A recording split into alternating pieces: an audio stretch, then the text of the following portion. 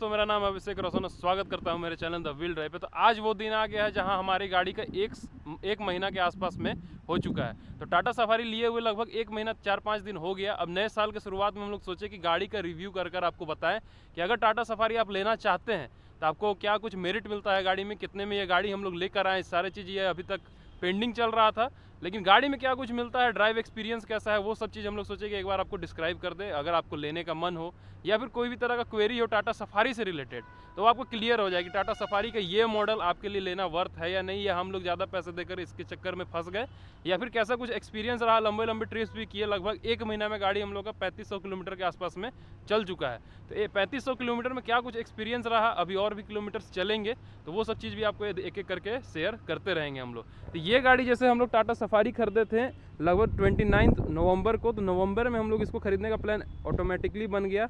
और जो हमारे मेन ओनर हुए मिस्टर आर्यनदीप आज सामने आए हुए हैं, और मेन चीज़ बताएंगे कि जैसे हम लोग गाड़ी जब खरीदे थे तो साथ में हम लोग लेकर आए थे गाड़ी को, और इस गाड़ी के बारे में हम लोग सभी चीज़ जानेंगे कि क्या कुछ आपको इस गाड़ी में देखने के लिए मिलता है और एक्सपीरियंस कैसा मिला गाड़ी लाते समय। क्योंकि लाते समय हमें ही चला कर लाया था, तो नया गाड़ी तो ऑफकोर्स बढ़िया लगेगा, लेकिन ओवरऑल एक्सपीरियंस कैसा मिलता है वो आपको ये भी बताएंगे, क्योंकि डेली चलाने वाली यही है गाड़ी को, और ओवरऑल लंबा ट्रिप पे हम लोग साथ में गए। तो ओवरऑल एक्सपीरियंस आपको गाड़ी के साथ कैसा लगा 31 लाख रुपए लगाने के बाद?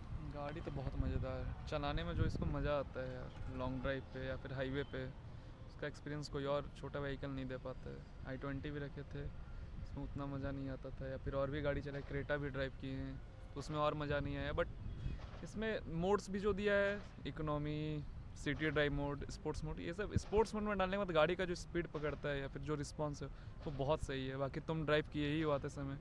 तो मेजर क्या था कि जैसे ये गाड़ी हम लोग जब खरीद के आए थे, तो लोग जो चलाने के शौकीन हैं उनको लगेगा क्या कि ये गाड़ी जैसे लगभग अगर आप इको मोड में चलते हैं तो इको मोड में आपको उतना खास पावर डिलीवर नहीं करेगा, नॉर्मली आप चल सकते हैं इसको लेकर। उसके बाद अगर आप चलते हैं इसको स्पोर्ट्स मोड में लेकर, तो स्पोर्ट्स मोड में आपको अच्छा खासा पावर प्रोड्यूस करती है गाड़ी। और स्पोर्ट्स मोड में जब आप चलिएगा तो जो लोग चलाने के शौकीन हैं, स्पोर्ट्स मोड में आपको ये चीज़ समझ में आ जाएगा कि गाड़ी में क्या कुछ पावर डिलीवर होता है और क्या कुछ पावर आपको देखने के लिए मिलता है। तो जो चलाने के शौकीन है वो स्पोर्ट्स मोड में चला कर देखे, तब आपको समझ में आएगा। तो हम लोग अभी जैसे गए हुए थे जमशेदपुर के आसपास में, लगभग गाड़ी लगातार 300-350 किलोमीटर हम लोग का चला, स्पीड भी चले नॉर्मल भी चले। क्या कुछ माइलेज इफिशियंसी मिलता है गाड़ी की तरफ से, पावर मिलता है, ये आप भी बता दीजिए और मैं भी बता ही दूंगा। पहले आप बता दीजिए कैसा एक्सपीरियंस रहा जमशेदपुर जाने में। जमशेदपुर जाने में तो काफ़ी मज़ा आया, क्योंकि सारे हाईवे थे, और जमशेदपुर वाला रोड देखे ही होंगे अगर कोई झारखंड से होंगे तो। बहुत अच्छा रोड बनाया है उधर का, हाईवे जो है। जैसे i20 था पहले, उसके बाद माइलेज एफिशिएंसी में क्या फ़र्क है? i20 तो छोटा सेम गाड़ी माइलेज दे रहा है, बट उससे बेटर माइलेज हमको ये प्रोवाइड कर रहा है। सिटी में 12 से 15 के बीच में दे रहा है माइलेज, और लॉन्ग रूट में 17-18 दिया है, जो हमारे पास ऑन प्रूफ भी है। ऑन प्रूफ भी है, और प्लस में क्या है कि जैसे सिटी में 12-15 के आसपास में बोल रहे हैं, तो वो भी सिटी में ये ऑटोमेटिक वर्जन है। यही अगर आप मैनुअल लीजिएगा तो आपको कहीं ना कहीं माइलेज और भी ज़्यादा दे सकता है गाड़ी। सिटी में ऐसा नहीं कि बहुत मतलब खाली जगह हो, सिटी में तो प्रॉपर सिटी वाला ट्रैफिक भी है, और बेसिकली हमारा सिटी बहुत बड़ा भी नहीं है। अगर डाल्टन से कोई लोग देख रहे होंगे तो उन्हें पता है कि यहाँ भी ट्रैफिक का बहुत ज़्यादा होने लगा है। समझिए उस जगह पे होने के बावजूद भी ऑटोमेटिक गाड़ी और सिटी ड्राइव मोड में इतना अच्छा अगर माइलेज दे रहा है, तो आप समझ सकते हैं कि क्या टाटा इस पर काफ़ी अच्छा काम किया अपने इंजन। 31 लाख रुपए लगाने के बाद क्या लगा दिमाग में कि लेना सही है? क्योंकि कुछ लोग आपसे, हम लोग के कॉन्टैक्ट में है जो स्कॉर्पियो एन भी रखे हैं, स्कॉर्पियो एन है, कुछ लोग के पास अलग अलग गाड़ी है इस सेगमेंट में, XUV भी है। तो उन लोग के साथ आप जब मिले होंगे या फिर कुछ कहे होंगे, तो उन लोग का क्या रिस्पॉन्स रहा है कि उन लोग 20 लाख में ही इतने बड़ा गाड़ी उठा लेते हैं स्कॉर्पियो एन जैसा, हम लोग 31 लाख रुपए लगा के इसको उठाए हैं। तो क्या कुछ रिस्पॉन्स मिला उन लोग की तरफ से? स्कॉर्पियो एन भी बहुत अच्छा गाड़ी है अपने प्राइस रेंज में, बट वो कॉमन हो गया मार्केट में, बहुत ज़्यादा है हर जगह, बस स्कॉर्पियो है। तो हमको था थोड़ा डिफरेंट गाड़ी लेने का, और इस सफारी मेरा 2 या 3 साल पहले का प्लान था। तो ये जो इससे पहले वाला फेसलिफ्ट आया हुआ था उसमें ही लेना था, बट अच्छा हुआ कि उस समय नहीं लिए, क्योंकि उस समय थोड़ा डाउन भी था गाड़ी। अभी तो काफ़ी हाइट इंक्रीज़ किया है थोड़ा, जो भी बनाया हो इतना डिटेल में मेरे को नहीं आइडिया है। बट अभी का सफारी ज़्यादा मज़ा आया हमको लेने में। ठीक है 31 लाख है इसका, ओवर प्राइस्ड गाड़ी है, बट वर्थ इट है। जितना फीचर्स दिया है, जो मोड्स दिए हैं, और बस सही लग अभी तो रहा है। आधा से ज़्यादा फीचर हम लोग समझ भी नहीं पाए हैं, रिव्यू में भी वो आप नहीं निकाल पाई है कि कितना कुछ फीचर इसमें गाड़ी में देखने के लिए मिल रहा है। हम लोग अभी रिव्यू भी करेंगे, अगला वीडियो में देखने के लिए मिल जाएगा रिव्यू वाला भी। लेकिन ओवरऑल जितना फीचर्स है, कुछ कुछ फीचर्स तो एक एक करके इनोवेट करना पड़ रहा है हम लोग को। हम लोग खुद ही अभी कितना 3500 किलोमीटर ड्राइव पे, अभी सिटी में, तो सिटी में एक्सप्लोर नहीं कर पाते हैं गाड़ी को। जब तक लॉन्ग रूट पे नहीं जाएंगे 500-600 किलोमीटर, तब तक नहीं एक्सप्लोर हम लोग कर पाएंगे। अच्छा, 3500 किलोमीटर चल तो गया गाड़ी। एक ओवरऑल प्राइस कितना लग गया इतना तेल डलाने में? 3500 किलोमीटर में कितना अभी तक तेल डल गया होगा आपके पॉकेट से? 20 से 25 हज़ार चला गया होगा, 20 हज़ार शायद। तीन बार तो फुल ऐसे ही हम लोग कराए। एक बार रांची से आते समय ही कराए हुए थे, फिर जमशेदपुर टाइम भी कराए। बट जमशेदपुर जाने टाइम जो फ्यूल एफिशिएंसी दिया है वो सबसे सही दिया है। मतलब एक टंकी में हम लोग लगभग गाड़ी को 800 किलोमीटर के आसपास में लेके चले थे। हाँ, उसमें हम लोग 800 किलोमीटर में एक टंकी और 500 एक्स्ट्रा तेल लेकर चले। 500-800 आप समझ लो, मतलब जो भी इसका स्टोर रहता है थोड़ा साइड में, उतना वही। बचा होगा, बाकी सारा चीज़ सही है। मतलब एक पूरा टंकी में हम लोग जमशेदपुर से 800 किलोमीटर का रेंज हम लोग नाप लिए गाड़ी का कि 50 लीटर का टैंक कैपेसिटी में हम लोग 800 लीटर गाड़ी को लेकर दौड़ सकते हैं। कुछ डिमेरिट्स भी है। 7 सीटर गाड़ी बस कहने के लिए है, बट है सिर्फ 5 सीटर ही। बट हाँ, 5 सीटर में अगर आप कंफर्टेबली बैठ के कितना भी लॉन्ग रूट ट्रैवल कर सकते हैं। हम लोग खुद ही 5 लोग गए थे, तब काफ़ी लग्जरी गाड़ी है। 7 सीटर में सिनेरियो क्या है, गाड़ी में होता क्या है कि प्रॉपर 7 सीटर इनोवा क्रिस्टा ही अभी तक माना गया, और इनोवा हाई क्रॉस जो अभी आई है वो। बाकी सब जो 9 सीटर कार्निवल वगैरह वो ओवर प्राइस्ड गाड़ी भी है। तो उसमें क्या सिस्टम है, इसमें है कि बच्चे लोग जो आपदा विपत्ति में होता है कि जो लोग को जाना ही जाना है, उसमें 7 सीटर का हम लोग यूज़ कर सकते हैं। 7 सीटर में बच्चा लोग के लिए सबसे अच्छा है। 2 बच्चा अगर छोटा है 5 साल या 7 साल तक का भी, तो वो आराम से बैठ जाएगा। लेकिन बट उससे बड़ा हुआ तो बड़ा हुआ तो फिर दिक्कत है। बदमाशी भी तो बच्चा लोग बहुत करता है पीछे बैठ कर। ये वो छेड़छाड़ सब करते रहेगा। बट ये- ओवरऑल गाड़ी बहुत अच्छा है। कोई अब जानना महीने का ये एक क्वेश्चन रहता है लोग का, what do you do for living. तो महीने का जो EMI गिर रहा है, तो लोग का क्वेश्चन रहेगा 31 लाख का गाड़ी लिया गया है तो what do you do for living, तो उसका क्या जवाब कुछ रहेगा? नहीं, बस जैसे जैसे दिन कट रहा है EMI भर रहे हैं, और कुछ नहीं है। चलिए, जोक भगवान सपाट। का कृपा है, बस भरा जा रहा है, और क्या है। क्योंकि हमारे सर्किल में सभी लोग को ये भी लग रहा था कि मजाक चल रहा है, चाहे किसी को पता ही नहीं था। लास्ट टाइम पे पता नहीं कैसे ये बात लीक हो गया कहीं ना कहीं से, लेकिन 2-3 लोग को पता था सिर्फ। लेकिन लास्ट में कुछ लोग थे ऐसे हमारे सर्किल में ही जो लीक कर दिया हंसी मजाक में ही बात को। माइंड नहीं करना उस बात को, हाँ। ऐसी मजाक था वो। तो ओवरऑल एक्सपीरियंस हम लोग के साथ टाटा सफारी का यही कुछ था। अभी 1 महीना ही हुआ है, अभी लंबे लंबे ट्रिप्स तो हम लोग अब जाना चालू करेंगे, और आप भी जाइए फैमिली के साथ, हम लोग भी कहीं कहीं घूमने जाएंगे। जरूर। तो ओवरऑल मुझे लगता है कि 1 साल में हम लोग इसको 12 से 15 हज़ार किलोमीटर या मैक्सिमम और भी ज़्यादा जा सकता है। जैसे अगर 1 काम के ऊपर डिपेंड करता है, बाकी अभी तो पिक पकड़ने वाला है। हो सकता है ज़्यादा भी चले, ज़्यादा भी लंबा भी चल चले। और सबसे इम्पोर्टेंट चीज़ क्या है कि नंबर प्लेट इसका, लोग को लगता है कि नंबर प्लेट इन लोग फेक लगा कर घूम रहा था। ये गाड़ी नंबर से पहले तो लोग नंबर प्लेट को ही देख रहे हैं कि क्या नंबर लगा के कर चल रहा है। एक्सपेक्टेड था कि ऐसा नंबर आएगा। ये टेम्पररी रजिस्ट्रेशन है, सबको बता दे। हमको खुद नहीं पता था कि ये देगा। को लगा था टेम्पररी नंबर वो लिख दिया है। अभी भी लोग को लगता है कि ये मतलब खुद के चॉइस से लगा कर चल रहा है ऐसा बोर्ड, बट ये ऐसा नहीं है। हमारा गवर्नमेंट ही टेम्पररी रजिस्ट्रेशन नंबर ये प्रोवाइड किया है। ये टेम्परेरी रजिस्ट्रेशन नंबर है। बाकी लोग में क्या होता है कि JH01 BBTC कुछ ऐसा कुछ लिखा रहता है, नंबर से 11-12 डिजिट का आसपास में रहता है। ये 60 डिजिट में नंबर खत्म हो गया। हालांकि ऐसे नंबर प्लेट लगाना लीगल नहीं है, ये फैंसी नंबर प्लेट अलाउड नहीं है हमारे ऑल ओवर इंडिया में। लेकिन फिर भी रीज़न क्या है कि गवर्नमेंट प्रोवाइड नहीं करता है। जो टेम्पररी का अगर प्रोवाइड करता है तो गवर्नमेंट प्रोवाइड जो किया उसी को लगाते हैं हम लोग गवर्नमेंट का रूल नहीं ब्रेक करेंगे। इवन अगर हमारा जो परमानेंट नंबर आएगा तो आप देखिएगा जो गवर्नमेंट प्रोवाइड किया वही बोर्ड लगेगा इसमें। उसके अलावा कोई गाड़ी में छेड़छाड़ नहीं। और जो नंबर आने वाला है वो नंबर अब कॉमन होने, नंबर तो रिवील नहीं कर सकते हैं, बट देखिए क्या होता है। लेकिन जो भी नंबर आएगा वो अब हमारे सर्किल में कॉमन होने वाला है। हाँ, जितनी भी गाड़ियाँ आएंगी उस पर वही अब नंबर चढ़ने वाला है। नंबर सुन। तो ओवरऑल एक्सपीरियंस टाटा सफारी के साथ ओवरऑल 1 महीना में तो अभी कोई दिक्कत नहीं आया। एक दिक्कत आया था, वो इंडिकेटर वाला खेल। वो भी कल तुम ठीक कर दिया। उसमें क्या हुआ था मैं बताता हूँ। जैसे इंडिकेटर देने में जो टक टुक आवाज़ करता है, अंदर में जो बीप आता है, वो आना बंद हो गया था कल।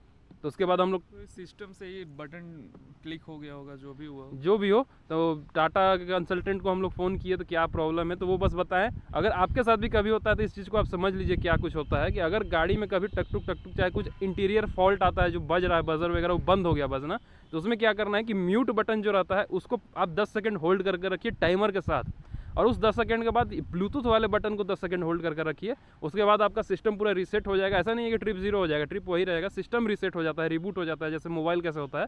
उसके बाद आपका वो सारा फॉल्ट वगैरह सब ठीक हो जाता है। अगर फिर भी नहीं होता है तब आप जाकर टाटा वर्कशॉप में मिलिए और इस चीज़ को समझिए। वारंटी के अंदर में गाड़ी है तो उस चीज़ को क्लेम भी कीजिए। एक और चीज़ है वारंटी से रिलेटेड, जैसे गाड़ी जब लिए तो लोग क्या कहते हैं कि एक्सटेंडेड वारंटी लेने का क्या काम है, कोई काम नहीं है। बहुत लोग नहीं लेते हैं। जैसे आप भी नहीं लिए थे स्टार्टिंग में, आपका भी मन नहीं कर रहा था, लेकिन ज़्यादा फोर्स करने के बाद उस चीज़ को हम लोग लिए। समझे कि बेनिफिट है तो फिर हम लोग भी सोचे कि चलो ले ही लेते हैं। तो जैसे होता क्या है कि इतना बड़ा गाड़ी है, 31 लाख का गाड़ी है, अगर कोई भी चीज़ खराब हुआ गाड़ी में तो उसमें अगर खर्चा भी कम से कम भी आएगा तो 50,000 का वो बिल तोड़ेगा, छोटा मोटा सबके खर्चा भी दिमाग है। में पहले से ही बना हुआ है कि टाटा की गाड़ी बहुत कॉस्टली होता है, मतलब उसका सारा पार्ट्स भी बहुत महंगा होता है। तो बेस्ट है कि आप गाड़ी लेते समय ही ईडब्ल्यू करा लीजिए, चाहे जो भी प्राइस रेंज का गाड़ी हो।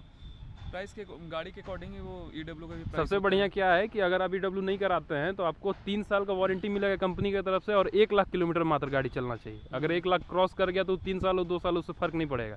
ईडब्ल्यू कराने के बाद है कि 5 साल गाड़ी आपका वारंटी में रहा किलोमीटर और वो अनलिमिटेड किलोमीटर, 5 साल में आप कितने भी किलोमीटर चला सकते हैं। बट वो गाड़ी लेने समय ही देता है बस ये वैलिड, उसके हाँ। बाद फिर वो फेल हो जाता है। उसके बाद फेल हो जाता है, उसके बाद इफन बट बहुत सारा क्वेश्चन वो लगा देगा आपके ऊपर, उसके बाद फिर आप क्लेम करते रहिए, कोई नहीं। फायदा नहीं है। तो ये चीज़ एक बेस्ट पॉइंट है कि अगर आप गाड़ी ले रहे हैं तो ओवरऑल अगर आप गाड़ी लेना चाह रहे हैं, कोई भी गाड़ी हो, यही नहीं छोटा से छोटा गाड़ी ले रहे हैं, तो अगर वारंटी के बाद प्रॉब्लम आने लगा, क्योंकि कोई भी चीज़ होता है उसका एक्सपायरी डेट के बाद ही प्रॉब्लम आता है, तो वारंटी एक तरह से एक्सपायरी डेट होता है गाड़ी का।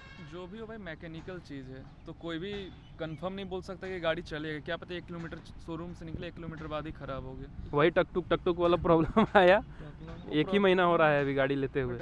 मन में बन जाता है ना कि गाड़ी डिफेक्टिव है, बट ऐसा होता नहीं है, सिस्टम है कोई भी चीज़। तो सर्विस से रिलेटेड क्या माहौल रहा? सर्विस रांची का तो अच्छा नहीं है। फर्स्ट सर्विस में गाड़ी गया था, बट रिव्यू जिस तरह का शोरूम है उस तरह का सर्विस सेंटर नहीं है। तो राइजिंग मोटर को इस चीज़ पे काम करना होगा।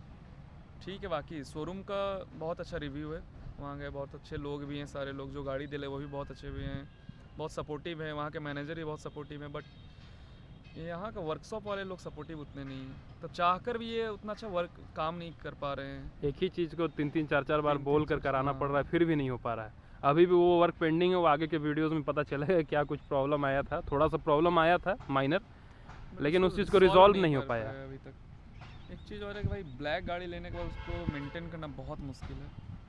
एक झाड़ू पोछा लेकर चलना पड़ेगा हर समय उसको मतलब पोछने 1 के लिए। किलोमीटर चलिए फिर पोछिए, भी जस्ट पोछ के लगाए फिर वैसे ही धूल बैठ गया है। तो वो चीज़ तो है, अगर घोड़ा पाल रहे हैं तो उसको मेंटेनेंस तो आपको देना बहुत पड़ेगा, वो सब maintenance चीज़। चाहिए। तो ओवरऑल गाड़ी के साथ खुश है, कोई बहुत दिक्कत नहीं है। खुश गाड़ी से ऐसा नहीं रिग्रेट हो रहा है कि साला 31 लाख रुपए लग गया, उसके बाद भी ऐसा गाड़ी मिल गया जो पावर में कोई कमी नहीं है गाड़ी में। आपके कंफर्ट ऊपर है किस मोड में आप चला रहे हैं इस गाड़ी को। अगर हम नॉर्मल इको मोड में चला रहे हैं तो नॉर्मल चलेगा वो, लेकिन स्पोर्ट्स मोड करने के बाद गाड़ी अलग ही रेस पकड़ता है। और साथ में फ्यूल कंजप्शन भी उसी पकड़ता है, ठीक ये है, भी बताना है। 30-31 साल का गाड़ी लिए और स्पोर्ट्स मोड में चलाना भी सब चाह रहे हैं, और चाहिए कि 50 का माइलेज दे दे, नहीं है पॉसिबल ना। बस यही थिंकिंग सभी कोई का होना चाहिए कि गाड़ी अगर हम ले रहे हैं 30 लाख का तो माइलेज ना देखें। एकदम बहुत लोग का होता है 31 लाख माइलेज कितना देता है भाई, और माइलेज खोजिए और 31 लाख का गाड़ी मत लीजिए, फिर 3 लाख का गाड़ी आप अल्टो लेकर घूमिए, माइलेज भी मिलेगा। ले लीजिए फिर आप लोग। हाँ, तो ये बाकी सबका पर्सनल चॉइस है। महिंद्रा का भी गाड़ी खराब नहीं है, टाटा भी नहीं है, बाकी अपने बजट के अकॉर्डिंग जा सकते हैं। यही होता क्या है ना कि लोग यूट्यूब पर दिखा देते हैं रिव्यू, जो खराब चीज़ है उसका रिव्यू मिल जाता है आपको, और वो खराब चीज़ के चलते अगर ऐसा तो नहीं है टाटा का अगर 100 गाड़ी का खराब रिव्यू आया होगा तो वो हाइप में आ गया, 100 से ज़्यादा लोग गाड़ी खरीद कर रखे हुए हैं, वो चीज़ तो लोग नहीं दिखाए, तो वही चीज़ के चलते लोग थोड़ा पीछे हट जाता है कि टाटा का रिव्यू ख़राब है, वर्कशॉप ख़राब है। वर्कशॉप में थोड़ा प्रॉब्लम तो आया हम लोग को भी, लेकिन ऐसा नहीं मैकेनिकल कोई फॉल्ट नहीं आया है गाड़ी में, वो कुछ माइनर सा फॉल्ट दिक्कत आया था, वो हम लोग रिजॉल्व कराने गए थे, तो वो थोड़ा सा रह गया है, लगभग हो ही गया। वो अगला बार में जाएगा जब भी गाड़ी तो वो हो जाएगा, समय नहीं मिल पा रहा है इसलिए गाड़ी नहीं जा पा रहा है। तो ऐसा कोई मेजर फॉल्ट नहीं है, सारा चीज़ अच्छा है, वहाँ के लोग भी बहुत सपोर्टिव है। थोड़ा सा वर्क फोर्स वहाँ पर कमज़ोर है, जो स्पेस हाँ स्पेस भी कमज़ोर है, और वर्कफोर्स कहने का मतलब क्या है कि जो स्पेसिफाइड रहता है या फिर जो क्वालिफाइड वर्कर्स का है वो नहीं है वहाँ पर। लोग नहीं है, अनएजुकेटेड भी हैं, प्लस में उतना नॉलेजेबल नहीं है। हाँ, मतलब जो प्रॉब्लम आया था उसके जो वर्कर होने चाहिए वो नहीं थे। इस चीज़ पे वर्क करना होगा कि अगर वो इतना महंगा गाड़ी सेल कर रहे हैं तो फिर क्वालिटी ऑफ वर्क तो बाहर देना चाहिए ना। तो यही सारा चीज़ था। आपको कैसा लगा कमेंट करके ज़रूर बताओ। टाटा सफारी अगर आप लेना चाह रहे हैं तो आपको कोई भी तरह का कमी नहीं मिलेगा गाड़ी के अंदर, और आप अगर गाड़ी ले भी रहे हैं तो आप बिंदास होकर ले सकते हैं। छोटा मोटा फॉल्ट तो गाड़ी में आते ही रहता है, आप ये लीजिए चाहे कोई और लीजिए, अगर किस्मत ख़राब होगा तो फॉल्ट आपको आना ही आना है। आपको कैसा लगा कमेंट करके जरूर बताएं। और ये ओवरऑल अभी 1 महीना का रिव्यू है, हम लोग अगला सेकंड सर्विस का भी रिव्यू देंगे, तब आपको पता चल जाएगा गाड़ी में क्या कुछ आपको प्रोवाइड किया जाता है। तो यही था आज का video. Till then thank you so much. Abhishek Roshan signing out. जय हिंद।